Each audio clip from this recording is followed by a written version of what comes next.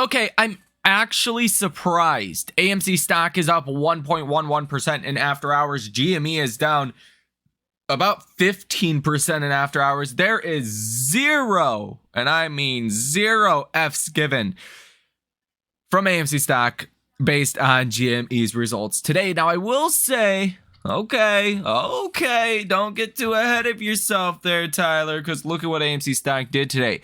At one point, AMC stock was up 5%.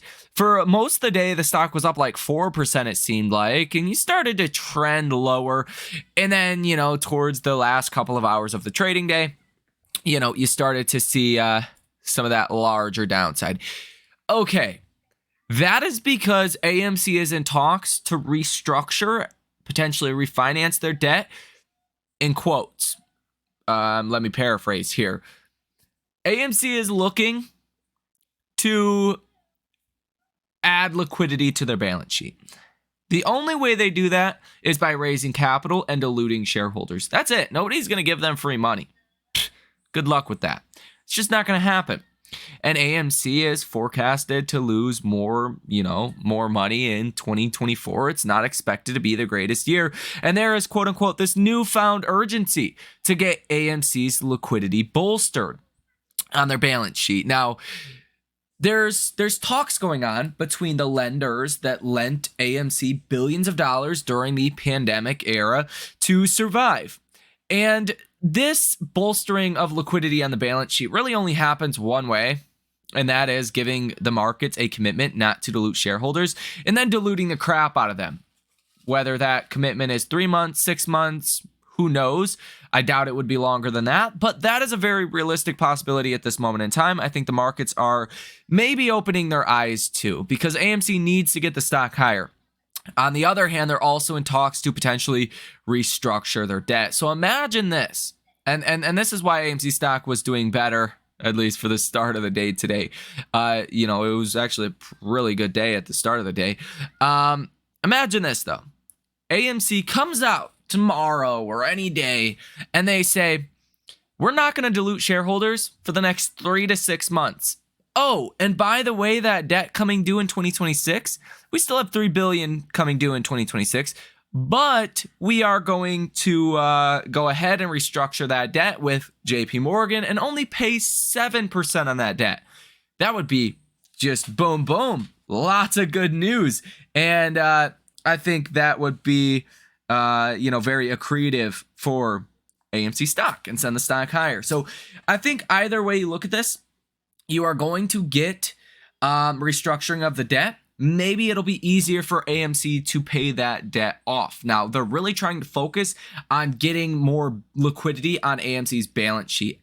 I don't know of any other way that's possible without diluting shareholders. You're not going to dilute shareholders at $4 per share, because then you're going to become a penny stock, potentially get delisted. I mean, AMC dilute shareholders now, you're going to the twos. Anything gets worse in the markets, you're going sub $1. That's not a prime situation or optimal situation to be in for AMC. So keep that in mind. That is why AMC stock rallied today. I do think you are now kind of in this bullish skew environment. As long as the markets don't collapse or anything crazy, then I think AMC stock likely trends higher. Now, I got something for you there, because the markets towards the end of the day today did in fact feel like they were collapsing, even though the move that we've seen today really wasn't that crazy. We've seen a lot bigger moves, but you were up close to 0.5% at one point today on the NASDAQ, and you closed down 1/3%. A pretty sizable sell-off into the end of the day today. Now, a lot of people are speculating on what caused this, but basically the easiest thing that I can say that caused this is end of the quarter rebalancing by portfolio managers. Now, what that means, if a portfolio manager needs to stay at, benchmark weightings of the S&P. Let's say Apple is, Apple's maybe not the best example of this, but let's say Nvidia is 5% of the NASDAQ. I'm not sure exactly what the number is, but it's pretty close to that. Say they're 5%. Well, Nvidia in the last quarter has went up a lot. So it might be 7% of Vanguard's portfolio. It might be, 7% of someone else's portfolio. So what do? If they have to stay benchmarked to the S&P, typically towards the end of a quarter, even end of a month sometimes, you'll see selling of those stocks that are now overweight in a bench weighted portfolio. And that is what a lot of people are speculating caused this drop today. I could also say that potentially the data coming out on Friday, which is PCE, as well as personal spending and a speech from Fed Jerome Powell, may also be a reason why you did see some weakness towards the end of the day today. Markets are closed on Friday, so if investors, want to hedge out their portfolios, they're not going to be able to do so on Friday. So really, the only chance they're going to have is this week before Friday, essentially. And Thursday is typically not a great day to be hedging for. Just going into a weekend, you can get some volatility on Friday. So that's kind of what happened towards the end of the day in the markets. Again, I think you're bullishly skewed for AMC for now, unless the markets do have a big give back. Now, the reason why GME is down so much here in after hours, and the stock was pricing in a 20% move, 21% move or so. So let's take a look briefly at GME and see what's going on here with GME. GME was up 2.5% today in regular trading and down 15.3% in after hours. At one point, you were down to $12.55. You're currently at $13.13 per share. I said this in the last video that if you did get a bad earnings, you were probably falling to about $13 per share. It was this gap to fill level that I talked about here, specifically around $13.50 per share. But you could make an argument $13 per share would serve as a better level of support. And indeed, I thought there was a better chance of a beat to the upside, maybe some good news around Ryan Cohen trading equities, maybe markets get excited about that, and you were above your 100-day moving average, so things did look good. I mean, you can't deny this chart looks pretty good for a continuation higher. Look at all these green dots, all these green momentum signals and technical indicators. But when earnings are bad, and this is not a quarter that from GME that you can really definitively say like, yeah, it was bad because of this, it was bad because of that. It was just outright bad. And it is getting so dark outside. If this video doesn't come out until way later, it's 7 p.m. right now. If this video is not out by 8 p.m., I lost power or internet or both. But it says GameStop missed Wall Street's expectations. During the fourth quarter, the company reported revenue of $1.79 billion and about 21 cents per share. Analysts expected the company to generate $2.05 billion in revenue and about 30 cents per share. The company ended up netting about $63.1 million during the fiscal fourth quarter. So GME is still profitable, still bringing in some EPS here, and the stock's not that expensive based on that metric. On a PE basis, I guess, depending on gaming's really not growing that much. So I guess you could say GME is still a little bit on the expensive side. Maybe the PE should be a little bit lower than where it is now, but it's only like 13 or something like that. So it's not that expensive, but I think this definitely caught Wall Street off guards by a little bit. This was a miss of $300 million or so.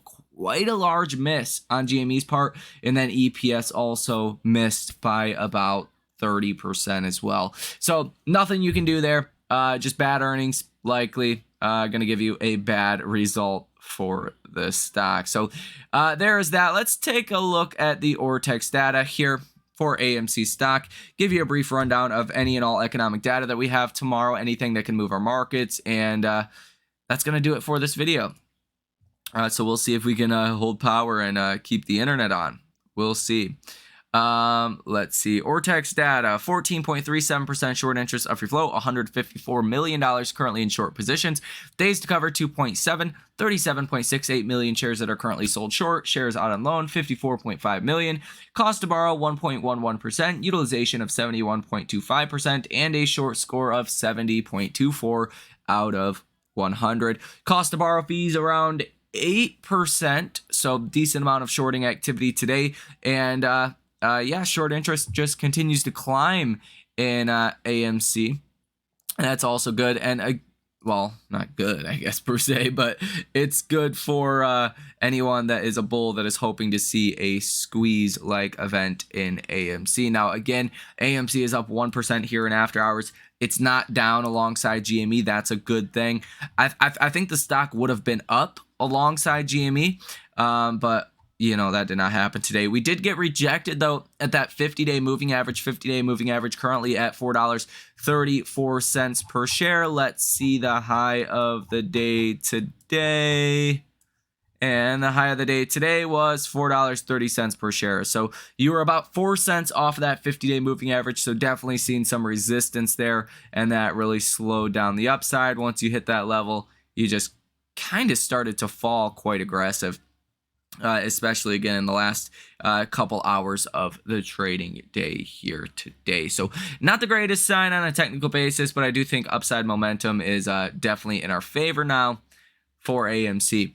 Let's take a look here at the calendar for tomorrow if we have any economic data, and we don't actually. Tomorrow is slow and steady, not much of anything going on. We have a 7-year bond auction. That's kind of medium term. Like 5 years in bond land is considered pretty short term. 10 years is considered a longer term bond. So I guess like a 7-year would be like a medium term bond. It's not a long term bond. It's not a short term bond. It's a 7-year bond. And depending on where demand comes in for that, that could definitely move our markets at least a little bit. But that is it. You have Fed Waller that speaks at 6 p.m. tomorrow night. But nothing else. Some oil data coming out, some mortgage application data, refinance data, market data on the mortgage sector of our economy. But that's it. Nothing that is going to move equity land. So there's that. We do have the earnings calendar as well. I can pull up here briefly for everyone. Tomorrow you are going to have Carnival Corporation, tomorrow pre-market, Paychex, Cintas, Altimmune, and that's pretty much it. And then after hours, you are going to have Rumble, Urban Grow, Restoration Hardware, Braze, looks like Playboy, and some other smaller names reporting tomorrow and after hours as well, guys. So that's going to do it for this video. Hit that like button as well as subscribe to the channel. Let me know what you think about this information down below in the comment section. And thank you for watching. You guys enjoy the rest of your day. And I will see you in the next one. Look at this. We got some blue moon tonight, baby.